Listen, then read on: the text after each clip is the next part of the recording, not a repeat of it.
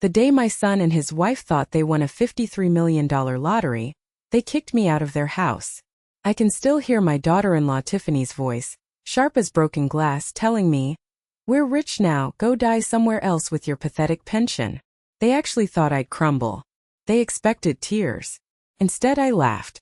I looked at their stunned, greedy faces and I asked, "Dear, did you bother reading the name on the ticket?" The color drained from their faces in a way I will cherish for the rest of my days. Before we get into that delicious moment of justice, let me take you back to the beginning of this nightmare.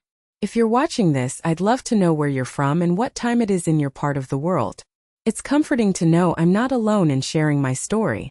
Let me know in the comments. My name is Carol Peterson. I'm 68 years old, and for the past 2 years, I've been living in what my son Greg and his wife Tiffany call their guest suite in Westerville, Ohio. The name sounds lovely, doesn't it? It conjures images of fresh towels and little soaps on the pillow. The reality was a small beige room at the back of the house, overlooking a stark white vinyl fence. It was a cage, albeit a gilded one. After my husband Frank passed away from a sudden heart attack, they insisted I sell our family home of 40 years, the home where we raised Greg, the home with the big oak tree Frank planted the day he was born. "You can't be alone, Mom," Greg had said, his voice thick with what I mistook for concern. "It's not safe. We have plenty of room." Their house was certainly large. It was a 2-story colonial in one of those newer subdivisions where all the houses look vaguely the same, distinguished only by the model of luxury SUV in the driveway. Theirs was a brand new Lexus, a pearly white behemoth that barely fit in their 2-car garage. Inside, the house was a monument to Tiffany's taste, which meant it was filled with gray furniture that looked expensive but felt stiff and unwelcoming.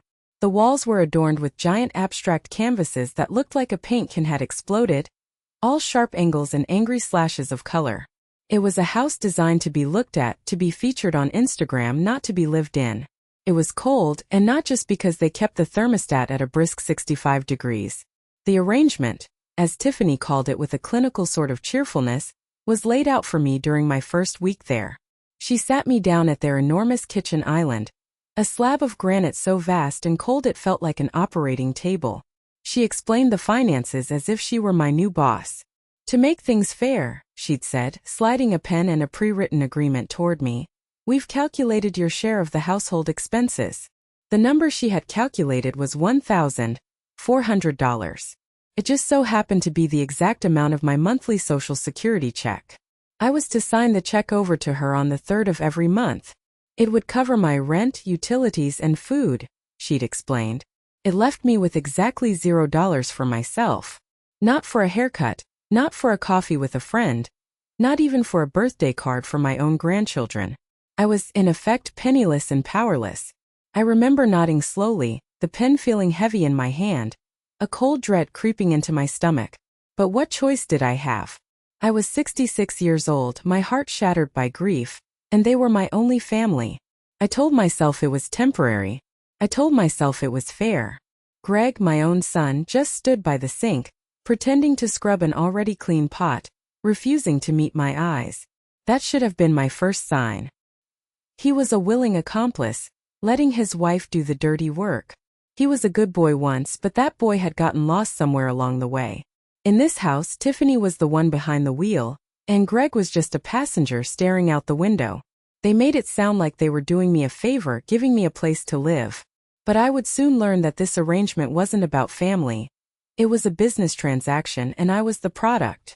The first month was a blur of unpacking the few boxes of memories I'd brought from my old life and trying to find my place in theirs. I quickly learned that my place was to be invisible until needed. I kept to my room, reading library books and rereading old letters from Frank, his familiar handwriting a balm on my lonely heart. But soon the soft-spoken requests began. They were small at first, wrapped in the guise of convenience. "Mom, since you're home anyway, could you just let the plumber in?" Or, "Carol, could you throw a load of laundry in for us? We're just so swamped at work." I agreed, of course. I wanted to be helpful. I wanted to contribute to ease their burden, even though I was already paying for it with every penny I had. Slowly, almost imperceptibly, the requests became expectations.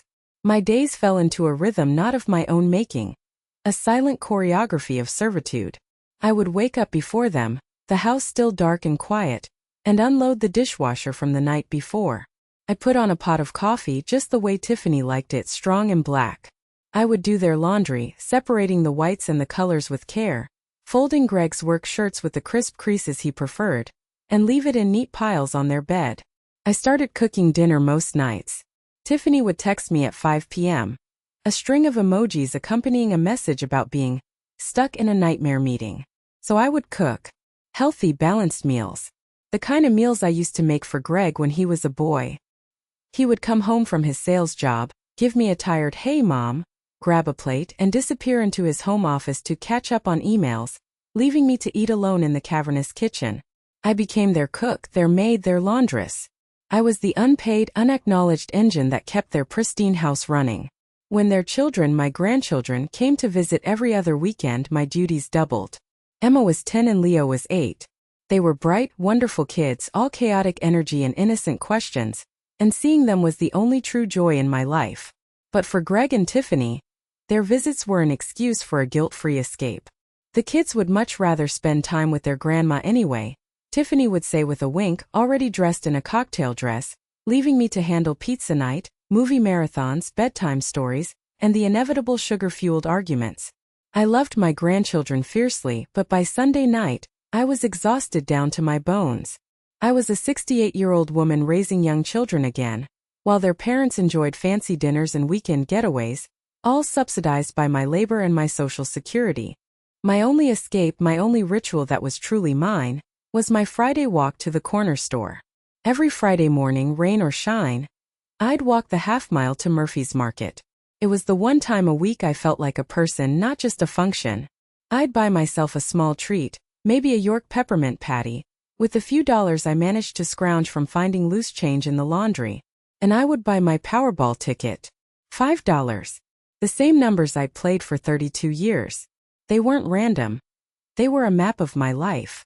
7 for the day I married Frank. 14 for the day Greg was born. 23 for our wedding anniversary. 31 for the house number where we raised our family. And 45 for the years we had together. The Powerball was 18, Greg's age when he graduated high school, his face beaming with so much promise. Where had that boy gone? That little slip of paper was more than just a lottery ticket. It was a prayer, a desperate whisper into the universe. I had no idea the universe was actually listening, and that my deliverance would come at a price I never imagined. The loneliness was a physical ache. It settled deep in my bones, a constant dull throb, especially in the evenings. I'd sit in my beige room and hear Greg and Tiffany laughing at some show on their enormous flat-screen TV in the other room. The sound felt miles away. They never invited me to join them. I was just the quiet hum of the dishwasher in the background of their lives. A ghost who did the chores. My friends from my old neighborhood tried to stay in touch, but it became increasingly difficult. Tiffany made it clear that having my friends over was an inconvenience. "The house is a mess, Carol," she'd say, waving a hand at the spotless living room I had just vacuumed, so my friends stopped asking. The real turning point, the moment I understood the depth of their calculated cruelty, came on a Tuesday afternoon in October. My best friend Pat was supposed to call. We had a standing phone date every Tuesday at 2 p.m. We'd been doing it for 30 years, ever since our kids were in kindergarten together. It was a lifeline for me. I was sitting in my room, watching the clock on my nightstand, my heart fluttering with anticipation. 2 p.m. came and went. Then 2:15. I started to worry. Pat was as reliable as the sunrise. I thought about calling her, but I didn't want to seem needy. Then I heard the house phone ring from the kitchen, its cheerful chime sounding jarring in the silent house. I stood up to get it, eager to hear Pat's voice. But before I could even reach my bedroom door, I heard Tiffany's voice, sickly sweet, answer. "Peterson Residence." There was a pause. "Oh, hello, Pat. How are you?" My heart leaped. It was her. I started to walk towards the kitchen, a smile on my face, ready to take the phone. But Tiffany's next words stopped me dead in the hallway. I shrank back into the shadows, my hand flying to my mouth. "Oh, Carol's not feeling too well today," Tiffany said, her voice dripping with the most convincing fake sympathy I had ever heard. "She's resting in her room and didn't want to be disturbed. Just a little under the weather, you know how it is. Nothing serious, I'm sure. I could hear the faint, concerned murmur of Pat's voice on the other end. Of course, I'll be sure to tell her you called, Tiffany continued breezily. Okay, you too. Bye-bye. She hung up the phone. The click echoed in the silent house. I stood there, frozen, scarcely breathing. She never came to my room. She never mentioned the call. As far as she was concerned, it had never happened. An hour later, my hands still shaking, I worked up the courage to call Pat myself. Pat, I'm so sorry I missed your call, I said, my voice trembling despite my best efforts to keep it steady. Oh, Carol, it's no problem at all, she replied, her voice full of genuine concern. Tiffany told me you weren't feeling well. Are you okay, honey? I was worried. The lie hung in the air between us, thick and suffocating. I couldn't bring myself to tell her the truth, to admit that my own daughter-in-law was intercepting my calls, actively cutting me off from the world, from my own best friend. The humiliation was too great. I'm feeling much better now, I mumbled, the words tasting like ash in my mouth. We chatted for a few minutes, but my heart wasn't in it. After I hung up, I sat on my bed and the tears I'd been holding back for months finally came, silent and hot. It wasn't just about the money or the chores anymore. This was different. This was cruel. And it was then that I realized I wasn't just a burden to them. I was a prisoner. But what I didn't know was that they were about to tighten the bars on my cage. The weeks leading up to Thanksgiving were a flurry of activity, which for me meant more work. Tiffany decided to host a big Friendsgiving dinner party. It was her chance to show off her perfect house, her perfect husband, and by extension her perfect curated life. My role in this grand production was that of a stagehand, working tirelessly and invisibly behind the scenes to make sure the star could shine. I spent 2 full days cooking. I baked the 20-pound turkey, I made the stuffing from Frank's old family recipe, I peeled what felt like 100 pounds of potatoes for mashing, and I baked 3 different kinds of pies from scratch: pumpkin, apple, and pecan. Tiffany's contribution was to arrange a ridiculously expensive centerpiece of twigs and pale-looking flowers, and to create a playlist on Spotify she called Chill Autumn Vibes. The night of the party, I was run off my feet. I refilled wine glasses, making sure to remember who drank red and who drank white. I passed around the appetizers I had made, smiling politely as their friends took them without a word of thanks or acknowledgement. I was a ghost in an apron. Once everyone was settled at the dining table, laughing and shouting over each other, I was expected to disappear. I retreated to the kitchen to tackle the mountain of pots and pans that had accumulated, the steam from the sink fogging up my glasses. As I stood at the sink, my back aching and my feet throbbing, I could hear their loud conversation and bursts of laughter drifting in from the other room. After an hour of scrubbing, I finished the pots and started gathering empty glasses from the living room, where they had congregated for coffee and dessert, the pies I had baked. As I passed by the doorway, I overheard Tiffany talking to her friend, a woman named Jennifer who always looked me up and down as if I were a piece of furniture that needed dusting. They were speaking in low, conspiratorial tones, glasses of wine in hand. I don't know how you do it all, Tiff, Jennifer said, her voice full of admiration. This house, the parties, it's all so perfect. Tiffany let out a little self-satisfied laugh. Oh, you know my secret weapon, she said. I stopped, hidden by the shadow of the doorway, my heart turning to ice. I knew she was talking about me. It's honestly the perfect setup, Tiffany continued, her voice smug and dripping with condescension. Greg's mom covers half the mortgage with her Social Security, and we get a free live-in maid and babysitter. It's a financial godsend. I should write a book. How to Monetize Your Mother-in-Law. Jennifer shrieked with a sharp, ugly laugh. That's brilliant. You are a genius, Tiffany. The tray in my hand suddenly felt impossibly heavy. The glasses clinked together as my hands started to shake. Monetize your mother-in-law. The words echoed in the empty space where my heart used to be. She wasn't just taking my money. She was bragging about it. She saw my existence in her home, my grief, my vulnerability, as a clever business strategy. I wasn't family. I was an asset. A walking, talking, cooking, cleaning ATM that also happened to be a nanny. I just stood there, invisible. What would you have done? Would you have stormed in there and confronted them right then and there? Let me know in the comments because I honestly don't know what the right answer was. In that moment I did nothing. I backed away slowly, my heart a cold, hard stone in my chest. I carried the glasses to the kitchen, loaded the dishwasher with robotic movements, and went up to my room. I didn't make a sound. Standing there holding a tray of dirty glasses, I felt something shift inside me. The sadness was turning into a cold, hard anger. They thought they had me trapped, but they had severely underestimated me. The holiday season arrived, not with cheer and twinkling lights, but with a new chillingly practical level of cruelty. One evening in early December, Greg and Tiffany called me into the living room for a family meeting. My heart sank. These meetings never meant anything good for me. Tiffany had her laptop open on the coffee table and a bright artificial smile plastered on her face. Greg sat beside her, looking deeply uncomfortable, his eyes fixed on a spot on the carpet. That was his usual state of being during these conversations, a guilty-looking statue. "Mom, we have some exciting news," Tiffany announced, her voice a little too loud, a little too cheerful. She turned the laptop towards me. On the screen was a set of architectural drawings, a 3D rendering of a generic-looking room. "We've decided to finish the basement." I stared at the screen, confused and wary. "That's nice," I said. "Are you making a game room for the kids? They would love that." "Even better," she chirped, her smile widening in a way that didn't reach her eyes. "We're turning it into a mother-in-law suite. For you." The words hung in the air, cold and sharp. A basement suite. They wanted to move me to the basement. I looked closer at the drawings.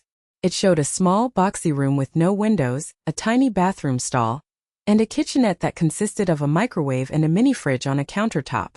They began pointing out the features with a salesman's enthusiasm.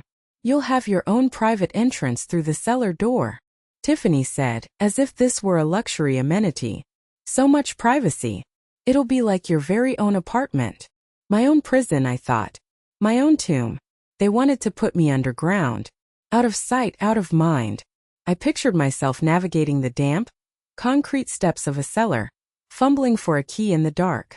I could come and go through a rusty spiderweb door and nuke my own sad little meals in a microwave, completely removed from their pristine life upstairs. I looked at my son, my voice barely a whisper. "Greg? What is this?" He finally looked at me, his eyes full of a pathetic mix of guilt and resolve. "Mom, we just think it's for the best. Tiffany and I, we need our space back. As a couple. The guest room is right next to our bedroom and, well, this way you get your independence and we get the main house back to ourselves. It's a win-win. A win-win." My stomach turned. I felt the blood drain from my face. "Will there be a proper window, Greg? One that opens?" Tiffany jumped in before he could answer. "Oh, Carol, don't worry about the little details. We've hired professionals. It will be up to code." Up to code. The words were as sterile and cold as the concrete walls they planned to surround me with. "What if I don't want to live in the basement?" I asked, my voice shaking. Tiffany's smile tightened. The mask was slipping, revealing the hard, impatient face beneath. "Well, Carol, we've invested a lot of thought, and we're about to invest a lot of money into this renovation. This arrangement in the guest room was never meant to be permanent. This is the long-term solution that allows us to all live together." The trap was closing. I had nowhere else to go. They knew it. My $50 a month in scrounged change wasn't going to get me an apartment. The waiting lists for affordable senior housing were years long. They had me, and they were gently, smilingly, forcing me into a concrete box. I felt a wave of dizziness wash over me. I had to grip the arm of the chair to steady myself. This was it. This was the final indignity. They weren't just using me anymore. They were burying me before I was even dead. They smiled as they explained my future prison. That night, as I lay in bed, I knew I had to get out. I didn't know how, but I prayed for a miracle. And little did I know that miracle was already on its way. That Friday was one of the coldest days of the year. A bitter Ohio wind whipped down the street, rattling the bare branches of the trees, and the sky was a uniform, depressing shade of gray. I bundled up in my thin coat, which felt useless against the biting cold, and made my weekly pilgrimage to Murphy's Market. Every step felt heavier than the last, my boots crunching on the frosted pavement. The conversation about the basement replayed in my mind on a loop. Your own entrance. So much privacy. Up to code. The words felt like stones in my gut, dragging me down. When I bought my Powerball ticket, I barely looked at the clerk, a young man who always greeted me with a friendly smile. I handed over my $5, my hand trembling slightly from the cold and the despair. I tucked the ticket into the worn leather of my wallet. It felt different this time. Not like a hopeful prayer, but like a final desperate plea. A single lottery ticket against a life sentence in a basement. The odds felt about the same. That night, sleep was an impossibility. The house was filled with a tense silence. I sat in my room, a book open on my lap, but the words just swam in front of my eyes, meaningless black squiggles on a white page. I had left the small TV on for background noise, the volume turned down so low it was just a murmur. The late news came on at 11 p.m. I was only half listening to the anchor drone on about local politics and a 5-car pileup on the interstate. Then the lottery segment started, its cheerful upbeat jingle sounding obscene in my bleak state of mind. And now for tonight's Powerball drawing. The perky blonde anchor announced with a dazzling smile. Tonight's jackpot is a whopping $53 million. Let's see who the lucky winner is. I snorted a bitter, humorless sound. $53 million. It might as well have been $1 billion. The winning numbers are 7, 14, 23. I froze, the book slipping from my fingers and landing with a soft thud on the carpet. My head snapped up to look at the screen. My heart gave a painful lurch. 31 and 45. And the Powerball is 18. The world went silent.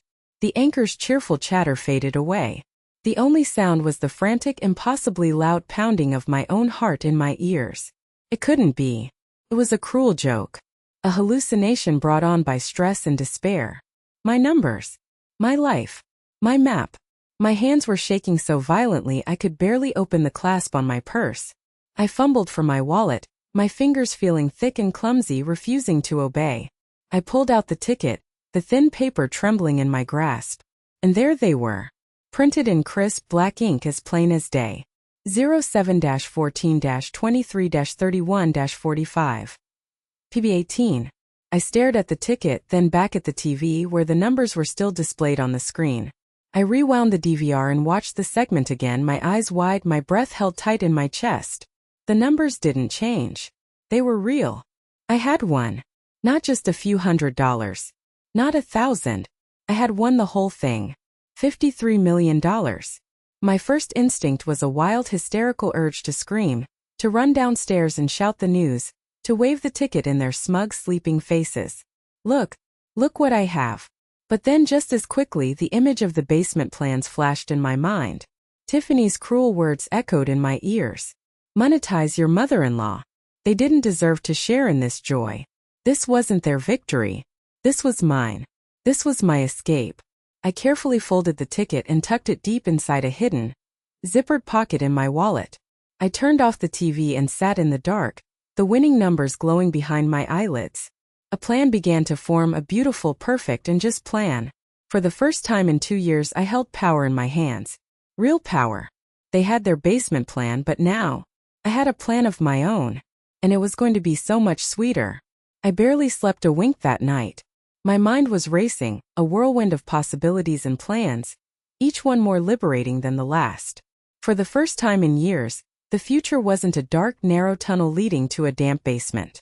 It was a wide-open landscape, a blank map, and I held the pen. I decided my first step was to call my old lawyer, Mr. Henderson, first thing on Monday morning. I needed to do this right. I needed to be smart and protect myself.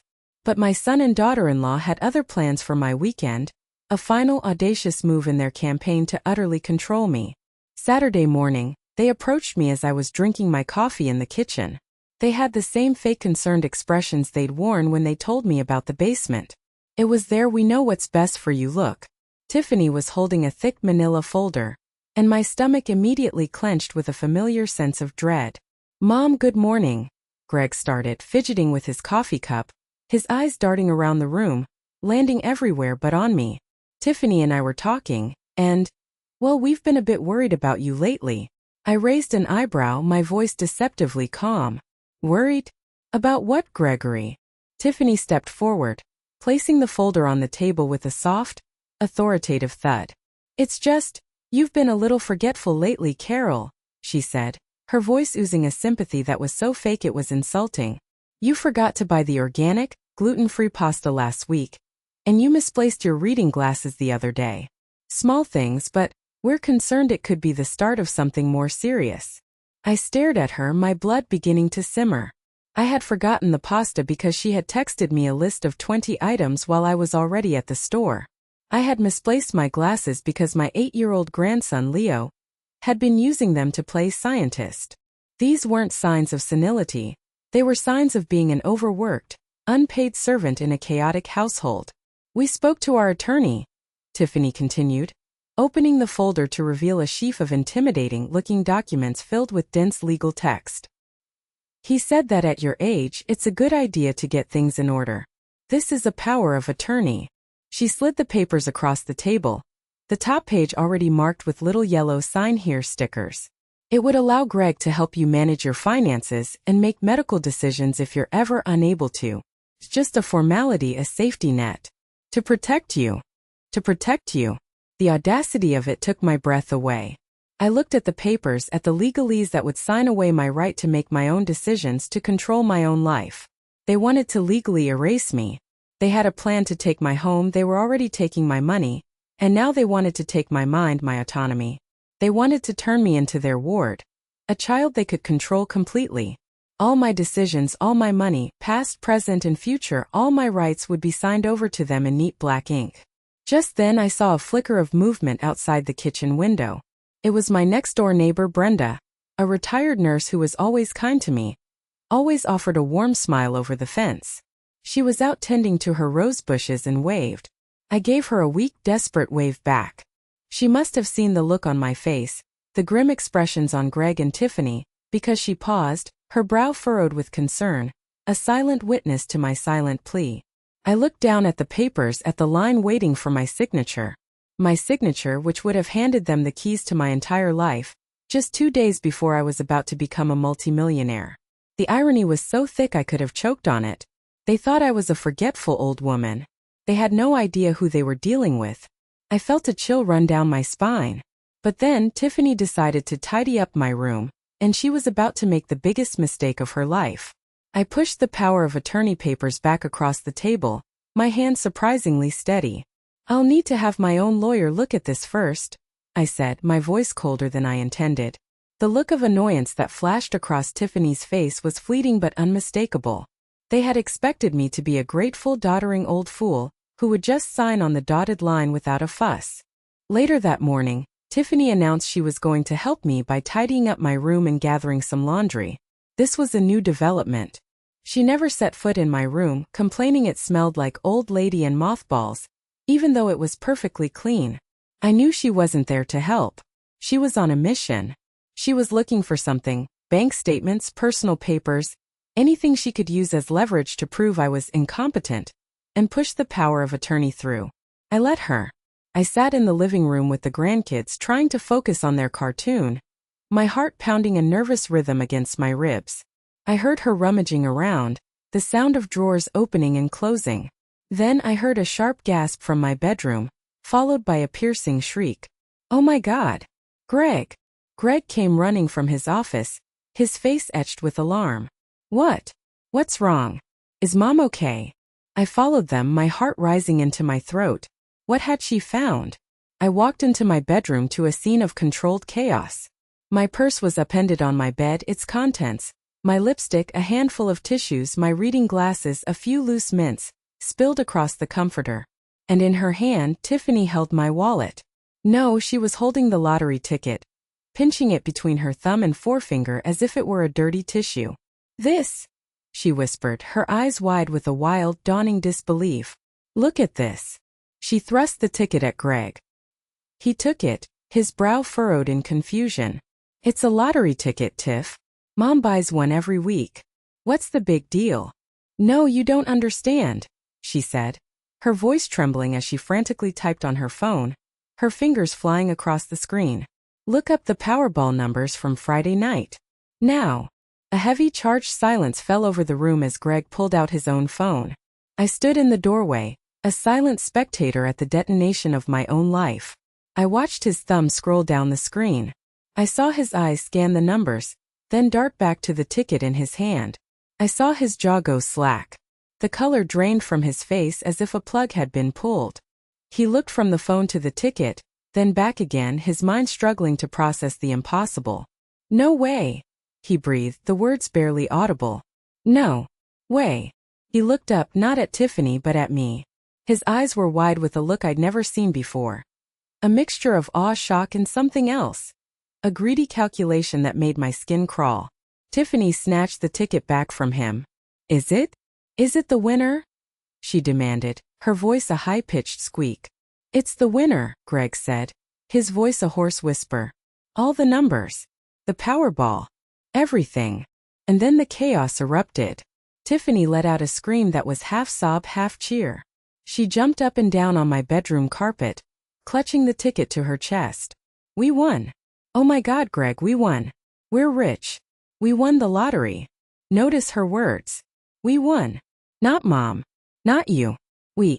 In her mind, anything under this roof, anything that belonged to the forgetful old woman she was trying to institutionalize, belonged to her by default. They were screaming, crying, hugging each other. And I just sat there on the edge of my bed, watching them celebrate their new life. A life built on my numbers, my hope. The show was just beginning. The next hour was a blur of frantic, greedy energy. It was like watching a movie on fast forward. Tiffany was pacing the living room, her phone practically glued to her ear as she called what sounded like her entire contact list. 53 million. She squealed into the phone to her sister. "Yes, million. With an M. I know. Our lives are going to completely change. We're buying a house in Florida." Greg, meanwhile, had taken on the role of the serious financial strategist. He was hunched over his laptop at the dining room table, the precious lottery ticket placed carefully beside him like a sacred relic. Okay, so after taxes, the lump sum payout is something like 32 million, he muttered to himself, clicking furiously on a calculator. "We need to call a financial advisor.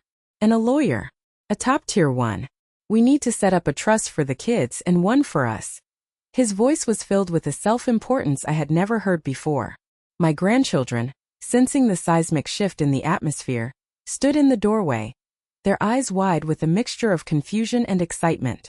"Are we rich now, Mommy?" Emma asked, her small voice cutting through the chaos.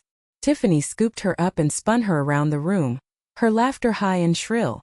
"We are very, very rich, sweetheart. We can buy you a pony. A real one. We can go to Disney World every single month. We'll never have to worry about money ever again."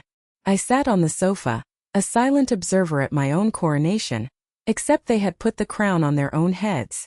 I watched them spend my money with a breathtaking speed and audacity. They talked about buying a bigger house, of course, something in a gated community with a pool and a home theater. They talked about a vacation home in Florida, on the beach.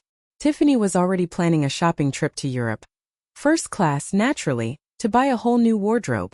They debated between a new Mercedes for her and a Porsche for him. It was a disgusting, dizzying display of avarice. But I let them talk. I let them dream. Every word they spoke was just another nail they were hammering into their own coffin. Then, inevitably, the conversation turned to me. "You know," Tiffany said, a thoughtful, calculating look on her face as she paused her frantic pacing. "With this kind of money, we don't have to do that cheap basement renovation anymore." I felt a flicker of, could it be hope? Was she actually going to be decent? The flicker died as soon as it was born. "We can find a really nice place for your mom." Greg nodded enthusiastically, looking relieved. "That's a great idea. One of those luxury senior communities. The kind that have a golf course and a spa. She'd be so much happier there, right, Mom? With people her own age." There it was. Even with 53 million imaginary dollars in their pockets, I was still the problem to be solved. The burden to be elegantly discarded. Their first major act as multimillionaires would be to pay top dollar to get rid of me. The irony was so bitter it tasted like acid.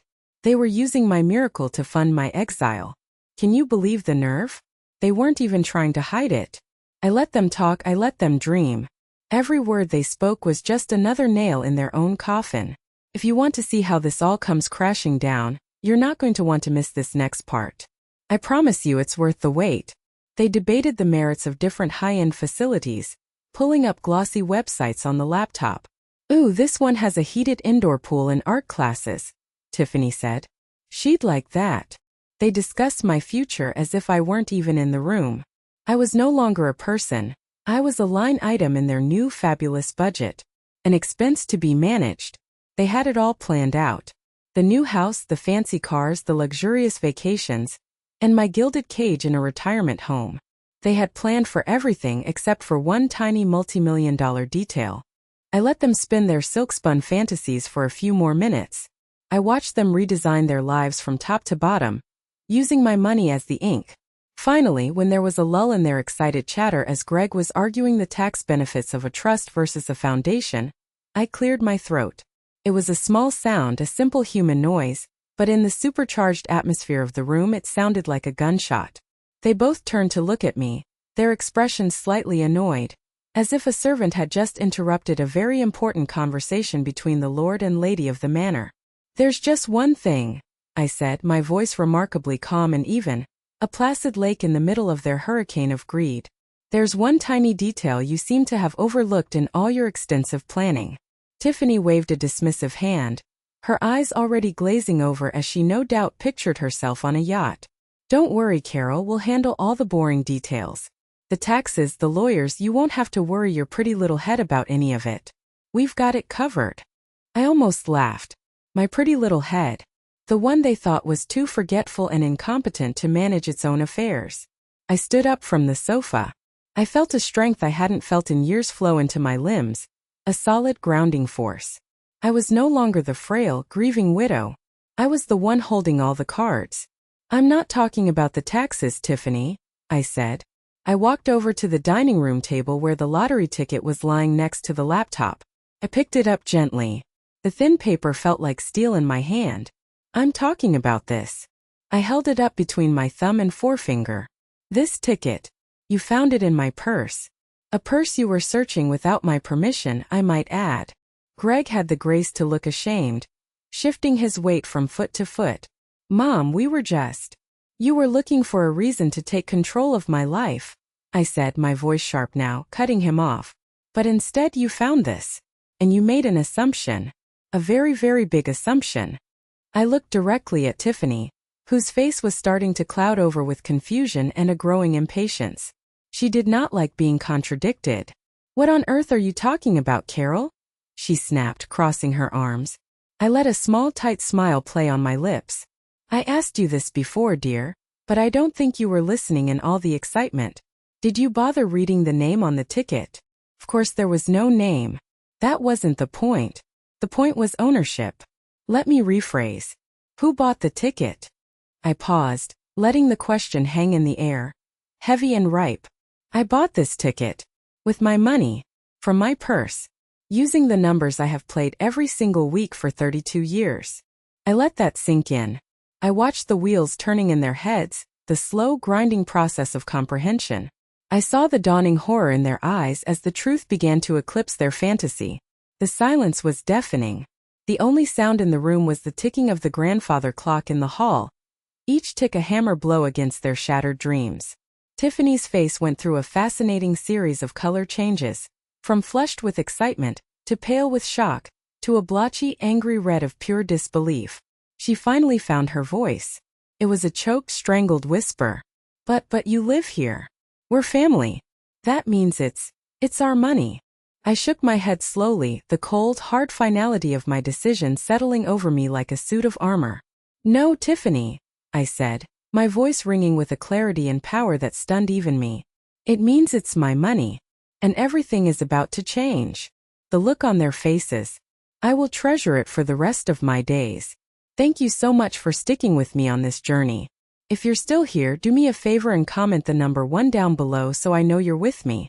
The dream had shattered. Reality had hit them like a freight train. But the real confrontation was yet to come. The immediate aftermath of my announcement was chaotic, to say the least. Tiffany started crying. Not the quiet, sad tears of someone with a broken heart, but the loud, ugly, frustrated sobs of a toddler whose favorite toy has just been snatched away. Greg just stood there, opening and closing his mouth like a fish out of water, unable to form a single coherent sentence. They tried everything in their arsenal of manipulation. First came the pleading. Mom, you can't be serious. We're a family. Families share things. Then came the guilt trip. After everything we've done for you, taking you in when you had nowhere else to go. Finally, when those failed, came the veiled threats. You don't know how to handle this kind of money, Mom. People will take advantage of you. You need us to protect you.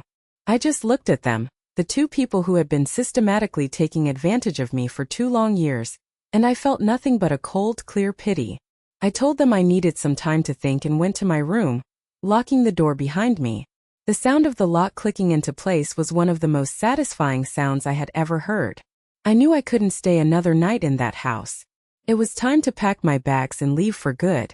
As I pulled my old, dusty suitcases from the back of the closet, a wave of grief for Frank washed over me so powerfully it almost knocked me off my feet. What would he have thought of all this? What would he have said about the man his son had become? I started sorting through the few boxes of his things I had kept. Things Tiffany had wanted me to throw away because they were cluttering up the guest room closet. There were old photo albums, his favorite worn-out sweater that still smelled faintly of him, his collection of maps from our road trips. At the bottom of one box, wrapped in an old oilcloth, I found something I hadn't seen in years. It was a heavy leather-bound ledger. Frank had been an accountant before he retired, a meticulous man who believed in order and balance. He recorded everything. I opened it out of a nostalgic curiosity. The first pages were what I expected. Old household budgets, mortgage payments from our first home, the cost of Greg's braces. But as I flipped further, my breath caught in my throat. The entries were more recent, from the last few years of his life. There were pages titled Loans to Greg. My eyes scanned the neat, familiar columns of his handwriting. October 2021. Loan to Greg, car repair for Lexus $2,000. I remembered that. Greg had said he needed help with a surprise bill. January 2022. Loan to Greg and Tiff. Help with closing costs on new house $15,000. They had told us it was a gift from Tiffany's parents. March 2022. Loan to Greg. Can't miss investment opportunity. $5,000. It went on and on, a secret history of their financial desperation and our generosity. They had been bleeding him dry for years, all while pretending to be the picture of success. But it was the last page that shattered my heart into a million pieces. It wasn't numbers. It was a note, a letter to himself, written in Frank's familiar steady hand, dated just 3 months before he died. He wrote, "Worried about Carol. Greg is a good boy, but he is weak, and Tiffany has a hunger that can't be filled. She sees us as a safety net, not as parents. They spend money like water. I'm afraid that when I'm gone, they will see Carol as a resource to be drained. I've tried to talk to Greg, but he can't see it. He's blinded by her. Pray I am wrong.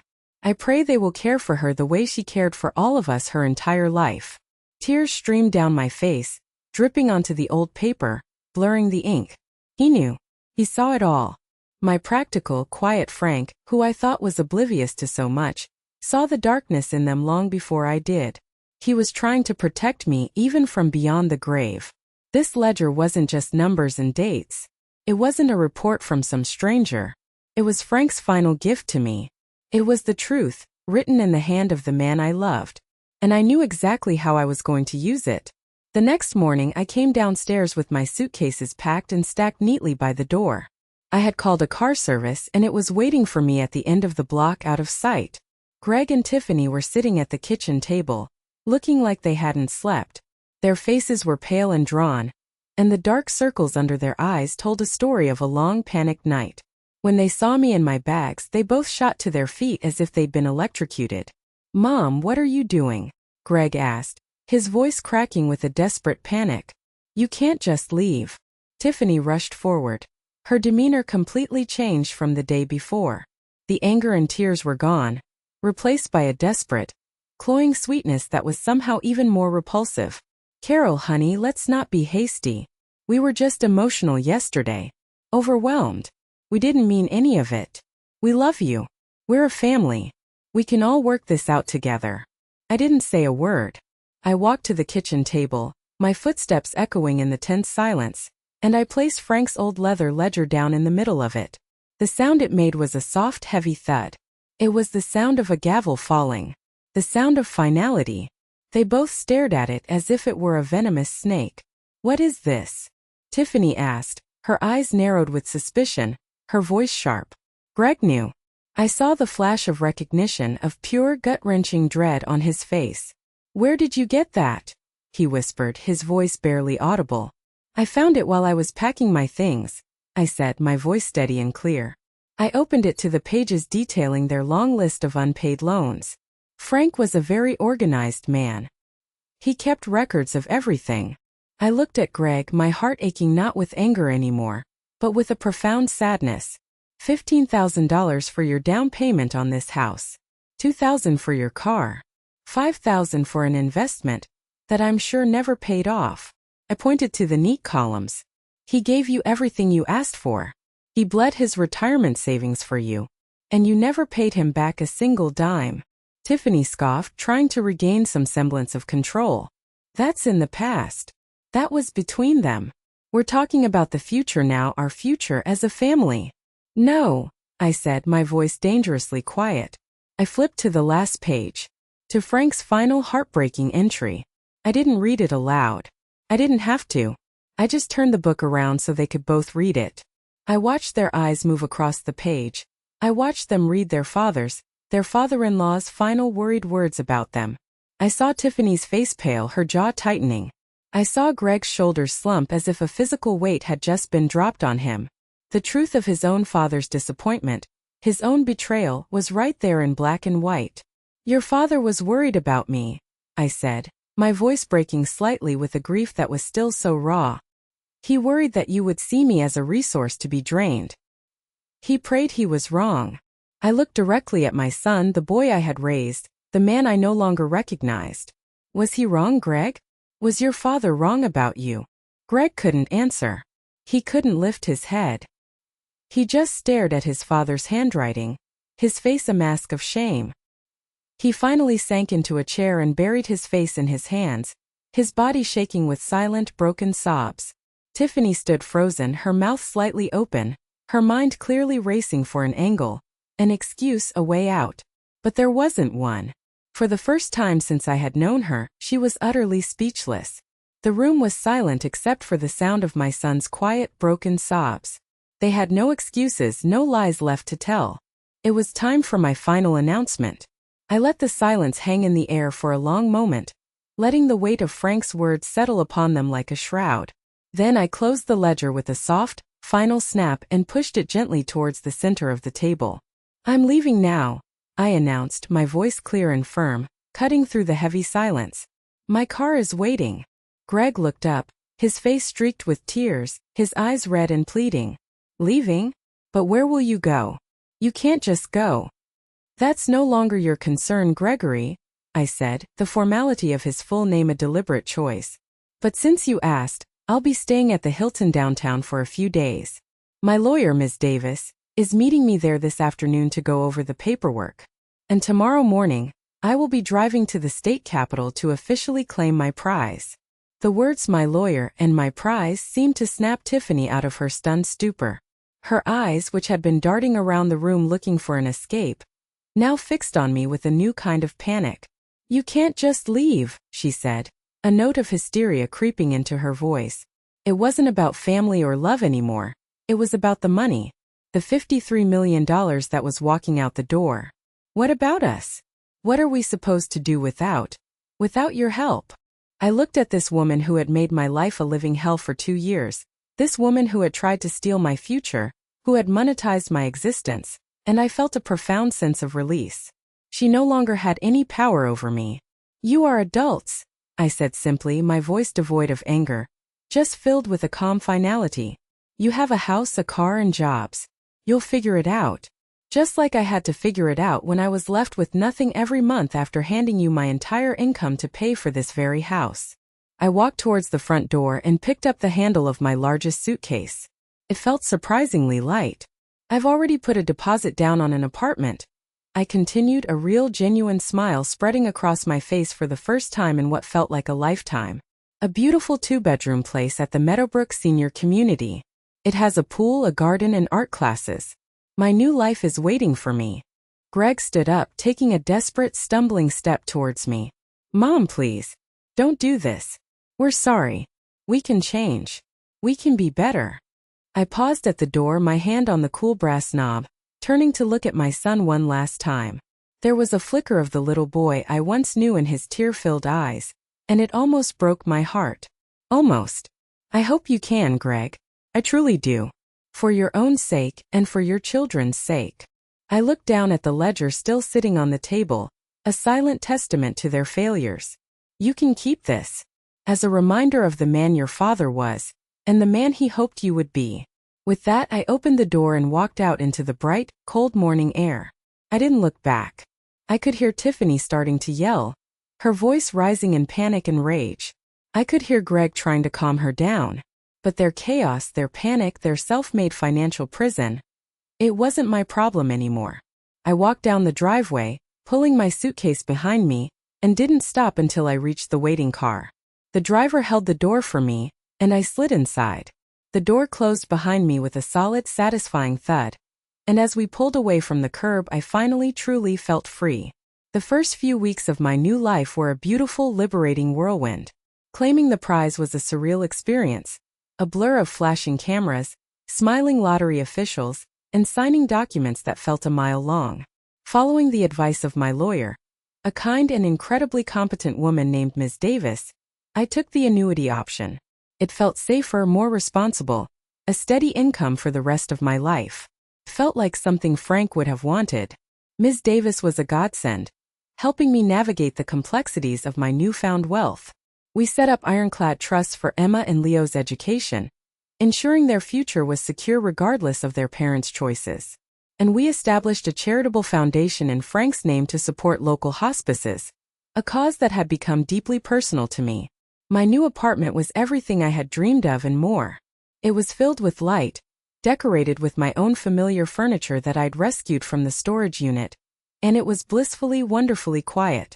I spent the first week just sitting on my new balcony, which overlooked a beautiful garden, drinking coffee and reading books. I reveled in the simple joy of being in my own space, on my own schedule, with no one to answer to. I could eat what I wanted when I wanted. I could watch what I wanted on TV. It was a freedom I hadn't realized how much I'd missed. One afternoon there was a knock on my door. It was Brenda, my old neighbor, the retired nurse. She was holding a large pot of beautiful pink orchids. I was so worried about you, she said, pulling me into a warm hug. I saw you leave that day, and I saw the look on their faces through the window. I hoped you were getting away to somewhere safe. It turned out that Brenda's sister lived in the very same community, and when she'd heard a Carol Peterson was moving in, she put two and two together. Brenda and I became fast friends. We joined a water aerobics class together, went to the weekly movie nights, and took turns hosting each other for dinner. For the first time in years, I had a real true friend again. I wasn't lonely anymore. I heard snippets about Greg and Tiffany through the neighborhood grapevine, which, as it turns out, is faster than the internet. Without my social security check to prop them up, their fragile financial house of cards had collapsed with astonishing speed. They had tried to keep up appearances, but their mountain of debt was too high. They were forced to sell the big, cold house in Westerville and downsize to a small, cramped rental on the other side of town. The pearly white Lexus was repossessed. The European shopping trip, needless to say, never happened. About 6 months after I left, I got a call from an unknown number. I almost didn't answer, but something told me to. It was Greg. He was crying so hard I could barely understand him. He and Tiffany were fighting constantly about money. He had lost a major client at work. They were on the verge of bankruptcy. And then came the words I knew were coming. He begged me for money. Just a loan, Mom, he sobbed. Just to get us back on our feet. I'll pay you back this time, I swear. The old Carol, the one who lived in the guest suite, would have given in. Her heart would have broken for her son. But I was different now. I was stronger. Greg, I said, my voice gentle but firm. I will always love you. You are my son. But I cannot finance your life anymore. You and Tiffany are in this situation because of the choices you have made for years. I will not give you money. I could hear Tiffany start shouting in the background. But, I continued, I will do this. I will pay in full, for you both to see a financial counselor. Someone who can teach you how to live within your means and create a real plan to pay off your debts. That is my one and only offer. He cursed at me, a string of bitter, angry words, and then he hung up. The line went dead. It hurt, but I knew deep in my soul that I had done the right thing. Some might say I was harsh, but true help isn't a handout. It's a lesson. And I had learned a few hard-won lessons of my own. It's been a year now since I walked out of that house and into my new life. I never heard from Greg again after that phone call. I send the grandkids' birthday and Christmas presents through Ms. Davis's office, and I know their college is taken care of, but I don't see them. Tiffany, I'm sure, would never allow it. It's a sadness I carry with me. A quiet ache in a corner of my heart that will probably never fully heal. I don't hate my son. In my quietest moments I mourn him. I mourn the kind, promising boy he used to be, the one who loved baseball and had a big, goofy laugh. I wonder at what point he lost his way. At what point his father's quiet integrity was traded for his wife's loud, empty ambition. But my life is not defined by that sadness. It is defined by the joy I have found, a joy that is all the sweeter for the bitterness that came before. I took that trip to Italy last spring. I saw the Colosseum in Rome and ate the most incredible pasta in a tiny restaurant down a cobblestone alley. I stood on a bridge in Florence and watched the sunset turn the Arno River to gold, and I thought of Frank. He would have loved it. The scholarship fund in his name at the local community college is thriving. Last month I had lunch with the first two recipients, bright, ambitious young people who want to be accountants just like him. It felt like his legacy of kindness was alive and well. My days are full. I have friends. I have hobbies. I am taking a pottery class, and I am absolutely terrible at it. My pots are lopsided and my bowls are wobbly, but I laugh the whole time, my hands covered in clay. My apartment is my sanctuary, a place of peace and light. Sometimes I sit on my balcony in the evening with a glass of wine, looking out at the world, and I think about that lottery ticket. It wasn't just about the money. The money was the tool, the key. But I was the one who had to be brave enough to turn the key in the lock and walk through the door. The ticket gave me the power to leave, but I had to find the strength within myself to actually do it. My story had a lucky multi-million-dollar ending, but I know that not everyone gets a winning lottery ticket. The real prize, the real jackpot, is your own self-worth. It's a lesson I learned late in life, but one I will never ever forget. You have value beyond what you can do for other people. You are not a burden. You are not an ATM. You are not a convenience to be stored in a basement. You deserve respect. You deserve kindness. You deserve to be the main character in your own life, not a forgotten footnote in someone else's. Thank you for listening to my story. If any part of this resonated with you, if you've ever felt taken for granted or invisible in your own family, please give this video a like and share your own story or your thoughts in the comments below. Let's create a community where we can remind each other that it is never, ever too late to stand up for yourself and claim the life you so richly deserve. Your voice matters. Thank you for listening.